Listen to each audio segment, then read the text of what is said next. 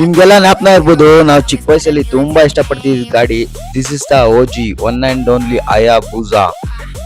ಇವತ್ತು ಈ ಬೈಕ್ ಬಗ್ಗೆ ಹೇಳಕ್ಕಿಂತ ಮುಂಚೆ ಈ ಬೈಕ್ ಹೇಗ್ ಬಂತು ಅನ್ನೋದನ್ನ ಫಸ್ಟ್ ತಿಳ್ಕೊಳ್ಳೋಣ. ಇದು ಬಂದು ಪಕ್ಕಾ ಪ್ರೀಮಿಯಂ ಲುಕಿಂಗ್ ಕಲರು. ಈ ಕಲರ್ ಬಂದು ಮೆಟಾಲಿಕ್ ಮ್ಯಾಟ್ ಸ್ಟೀಲ್ ಗ್ರೀನ್ ಅಂತ ಕರೀತಾರೆ.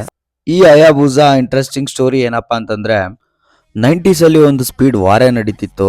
ಹೋಂಡಾ, ಕವಾಸಕಿ, ಯಮಾ ಅಂತ ದೊಡ್ಡ ದೊಡ್ಡ ಘಟಾನುಘಟಿಗಳ ನಡುವೆ ಸುಜುಕಿ ಹತ್ರ ಯಾವುದೇ ಸೂಪರ್ ಬೈಕ್ಸ್ ಇರಲಿಲ್ಲ. ಅಪ್ ಟು 1999 ವರೆಗೂ CBR Blackbird fastest motorcycle ಆಗಿತ್ತು.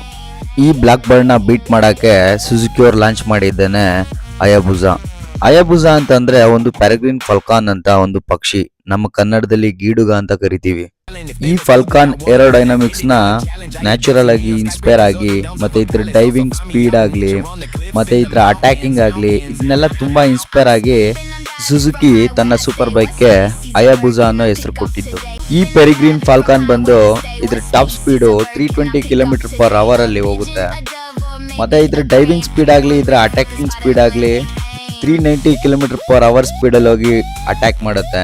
ಈ ಪಕ್ಷಿನ ಇನ್ಸ್ಪಿರೇಷನ್ ತಗೊಂಡು ರೆಡಿ ಆಗಿದ್ದೇನೆ ಸುಜುಕಿ ಹಯಾಬುಸಾ. ಈ ಬೈಕ್ ಬಗ್ಗೆ ಇನ್ನೂ ಡೀಟೇಲ್ ಆಗಿ ನೆಕ್ಸ್ಟ್ ವಿಡಿಯೋದಲ್ಲಿ ಹೇಳ್ತೀನಿ. ಅಲ್ಲಿ ತನಕ ನನ್ನ ಪೇಜ್ ನ ಫಾಲೋ ಮಾಡಿ, ವಿಡಿಯೋಸ್ ನ ಲೈಕ್ ಮಾಡಿ, ಹಾಗೆ ನಿಮ್ ಫೇವರೇಟ್ ಬೈಕ್ ಯಾವುದು ಅಂತ ಕಮೆಂಟ್ ಮಾಡಿ.